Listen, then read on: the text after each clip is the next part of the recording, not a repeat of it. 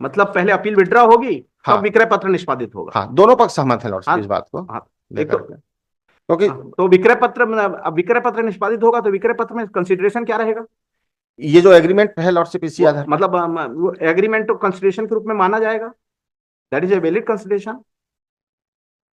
अब लॉर्डशिप दोनों पक्ष, अब ये अगर दोनों पक्ष कह देते हैं अब मेन तो ये फैक्ट ये है लॉर्डशिप इसमें कि दोनों उसमें, पक्ष सहमत है, अरे उसमें लिखो लड़ना ना नहीं हद, चाहते हैं कुल उसका मिलाकर। वर्ड चेंज करो, हद त्याग कर दूंगा मैं अपना।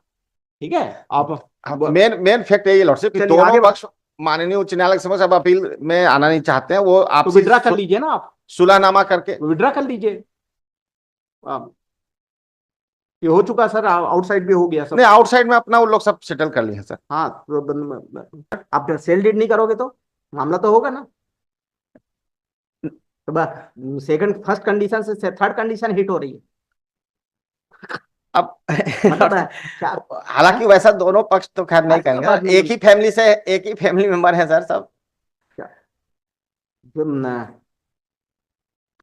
क्योंकि मतलब दोनों ही पक्ष आए हुए थे न्यायालय ये में। अरे तो वकील तो आप तो वकील हो, हाँ, आपको तो ड्राफ्टिंग करते समय लाभ का इनपुट अब देखना मतलब है। जब दोनों जो पक्ष बोल जो बोल दे वो लिखना है अब क्या? मतलब तो दोनों, आप ही लोग बना के ले आओ बोलना। बात ये लॉर्डशिप कि दोनों पक्ष जब तैयार हैं तो अब वकील क्या करे उसमें लॉर्डशिप। मतलब वो जो बोलेगा वो लिख देंगे आप। अब मान लो चलिए आगे ज्यादा बढ़िए। समझाएंगे तो कहेगा वकील साहब आप हमको समझा नहीं रहे हैं, आप एनओसी दे दीजिए हम दूसरा वकील से करवा नहीं वो देते, यही हो जाता है सर। नहीं नहीं तो दे दे उन्हें एनओसी, हाँ, वो तो उसका तो काम भैया हो जब जाएगा आप एनओसी तो देने। स्थिति यही है सर कि दोनों पक्ष आप सहमत जिस, चलिए आगे बढ़िए, आगे बढ़िए। इसमें कंप्रोमाइज हो गया है और स्टेटमेंट रिकॉर्ड हो गया बिफोर एआरजी और बोथ द पार्टीज। रजिस्ट्री करवा लो, रजिस्ट्री थोड़ी होगी, रजिस्टर सेल डीड कैसे लिखा जाएगा विदाउट कंसिडरेशन? ऐसा राजीनामा करते हो लाभुल है? माय लॉर्ड इसको कोई पैसा नहीं दोगे सेल डीड नहीं नहीं पे? लॉर्डशिप, दोनों ये पक्षों ने ये दो दो हाई कोर्ट के वकील लोग इस टाइप की ड्राफ्टिंग करवा रहे हैं। अरे रिlinquishment डीड करो कि हक त्यागनामा लिख दिया जाएगा, हम छोड़ देंगे, है ना? विक्रयनामा कैसे होगा ये बताइए, थोड़ा विक्रयनामा हो सकता है क्या? नहीं, विक्रयनामा आओ। सुलहनामा की है लॉर्डशिप। नहीं नहीं आओ। वाह, 200 दो लैंड के बारे में जो पहले आप अब कौन खरीद लिया है? सेल डीड चैलेंज है ना अभी, सेल डीड को आपने चैलेंज किया था, अब रिटर्न सेल डीड ये कर देगा, ऐसा करना, ऐसा आपका एग्रीमेंट हुआ है। नहीं लॉर्डशिप, इसमें ये तो है, पढ़िए थोड़ा सा। मैं पढ़ दे रहा हूँ लॉर्डशिप। और इसमें जो हाँ इन लोगों ने कंडीशन लगाया है लॉर्डशिप वो ये है कि यह कि प्रश्नाधीन भूमि के पढ़िए, ऊपर से पढ़िए, खंडिका तो जी पूरा पढ़िए। शुरू से पढ़ दे रहा हूँ लॉर्डशिप। ग्राम ढोड़ीडार स्थित भूखंड क्रमांक 295 नहीं 200, पूरा पढ़िए ना, मैं अप्लाई करें। हाँ ये अनेक्शन 81 लॉर्डशिप ना, अरे इसमें तो नहीं, ये जो बयान है उसको पढ़िए, बयान पढ़ा बयान तो है। अपने पास नहीं, बयान अपने पास कॉपी है। बयान की कॉपी हम लोग, अच्छा बयान की कॉपी नहीं है। जी अब राजीनामा की कॉपी, जी राजीनामा, सुलहनामा कॉपी, सुलहनामा। सुलहनामा, जी सुलहनामा, सुलहनामा कौन नहीं देखा है? ये हमने जो कंप्रोमाइज एप्लीकेशन लगाया है लॉर्डशिप उसके अनेक्शन 81 पेज नंबर 5। हाँ सुलहनामा, जी आप पढ़िए सुलहनामा। जी, दोनों पक्ष हैं लॉर्डशिप। आम, विवरण ये है लॉर्डशिप इसमें, ग्राम ढोड़ीडार स्थित भूखंड क्रमांक 295 297 बटा 1 303 बटा 1 रकबा क्रमशः 0.45 हेक्टेयर, 0.486 हेक्टेयर एवं 1.779 हेक्टेयर, कुल 2.310 हेक्टेयर। राजस्व अभिलेख में धनेश्वर आत्मज जलकुंवर दिनेश्वर आत्मज जलकुंवर के नाम पर इंद्राज है। इस भूमि को दोनों के पिता जल कुंवर के द्वारा दिनांक 23/10/1978 को पंजीकृत विक्रय पत्र के माध्यम से परसन पिता मांझू से क्रय कर स्वत्व को प्राप्त किया है। इस भूमि को लेकर पक्ष क्रमांक 1 के द्वारा राजस्व न्यायालय पश्चात व्यवहार न्यायालय वर्ग 1 कुनकुरी के समक्ष उपरोक्त भूमि से संबंधित व्यवहारवाद पेश किया गया था, जो विचारोपरांत इस भूमि को दोनों के पिता जल कुंवर के द्वारा, जी मतलब सेकंड पक्ष ने खरीदा था, जी है ना? सेकंड पक्ष ने खरीदा था 23/10/78 को, हाँ, है ना? इस भूमि को दोनों के पिता जल कुंवर के द्वारा, हाँ पर्सन से खरीदा था, जी, है ना? 23/10/78 को पंजीकृत विक्रय पत्र के माध्यम से परसन पिता मांझू से क्रय कर स्वत्व को प्राप्त किया है। ठीक।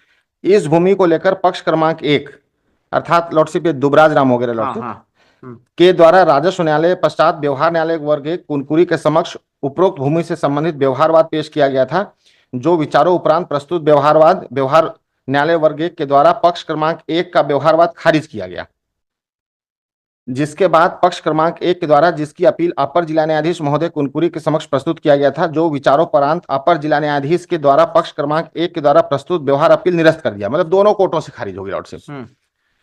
पक्ष क्रमांक 1 के द्वारा जानकारी दी गई कि छत्तीसगढ़ उच्च न्यायालय बिलासपुर के समक्ष द्वितीय अपील लाई गई है, जिसकी नोटिस पक्ष क्रमांक 2 को अप्राप्त है। गांव वालों के गणमान्य के समझाइश देने पर दोनों पक्ष मामले को हल उपरोक्त भूमि को लेकर निम्नलिखित शर्त पर यह सुलहनामा का निष्पादन कर रहे हैं।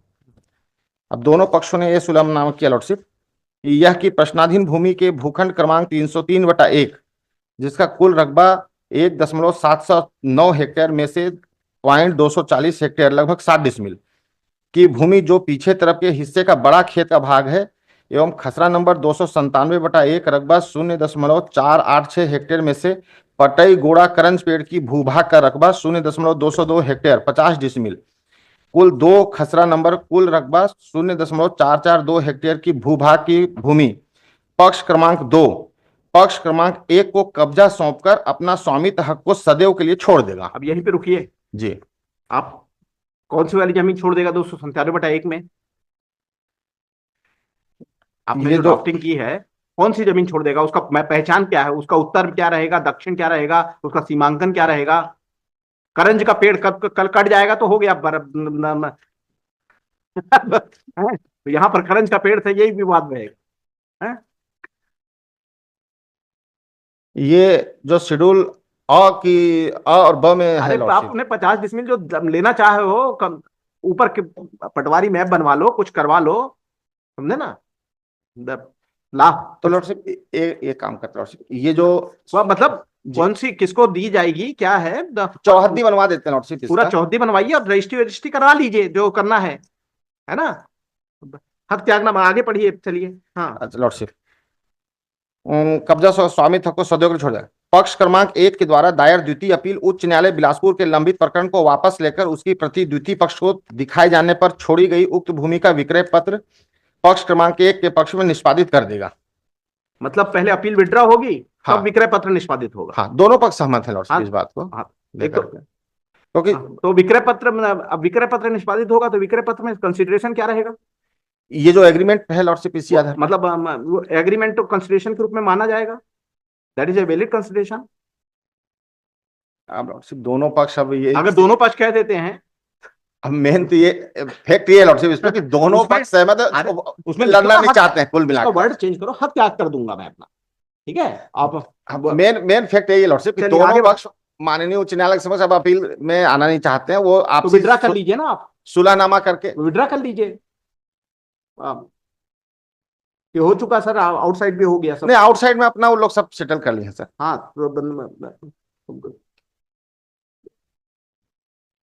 बस इतना ही जो ये भूमि है लॉर्डशिप, इसी हाँ, के संबंध में, बाकी अपना वो सब कोई डिग्री नहीं चाहिए आपको? माइनर उस हिसाब से आदेश पारित कर, जिस हिसाब से नहीं वैसा आदेश कैसे पारित करेंगे? हमारे को पहले देखना पड़ेगा कि लॉफुल है कि नहीं। मतलब कोई भी डिग्री जो है बहुत क्लियर होनी चाहिए। जी, चलिए आगे बढ़िए, पढ़िए। विक्रय पत्र निष्पादित कर देगा, है ना? तो करके आइए, निष्पादित कर देगा। दूसरा यह कि पक्ष क्रमांक 1 एवं पक्ष क्रमांक 2 प्रश्नाधीन भूमि को लेकर आज के पश्चात कोई विवाद नहीं रखेंगे। दोनों पक्ष पारिवारिक मधुर संबंध तैयार करेंगे और एक दूसरे के सामाजिक कार्यक्रम में भाग लेकर सहयोग करेंगे। ये इसको तो हम लागू नहीं करा सकते। जी। तीसरा यह कि प्रश्नाधीन भूमि को लेकर पक्ष क्रमांक 1 के द्वारा बताए अनुसार उच्च न्यायालय में दायर किया गया द्वितीय अपील, जिसे विचाराधीन होना बताया गया है, उसे 1 माह के अंदर इस सुलहनामा का हवाला देकर वापस ले लेंगे और दोनों पक्ष यह आश्वासन देंगे कि इस भूमि को लेकर कोई भी अन्य मामला किसी न्यायालय में एक दूसरे के विरुद्ध प्रस्तुत नहीं करेंगे। चौथा यह कि दोनों पक्ष करोगे तो मान लो आप सेल डीड नहीं करोगे तो मामला तो होगा ना। तो सेकंड फर्स्ट कंडीशन से थर्ड कंडीशन हिट हो रही है। अब मतलब हालांकि वैसा दोनों पक्ष तो खैर नहीं करेंगे, एक ही फैमिली से, एक ही फैमिली मेंबर है सर सब, क्योंकि दोनों ही पक्ष आए हुए थे न्यायालय में। अरे तो वकील तो आप तो वकील हो। हाँ, आपको तो ड्राफ्टिंग करते समय लाभ का इनपुट अब देखना माइलर है। जब दोनों जो पक्ष बोल दे वो लिखना है अब क्या? माइलर तो दोनों आप ही लोग बना के ले आओ बोलना। बात ये लॉर्डशिप कि दोनों पक्ष जब तैयार हैं तो अब वकील क्या करे उसमें लॉर्डशिप। मतलब वो जो बोलेगा वो लिख देंगे आप।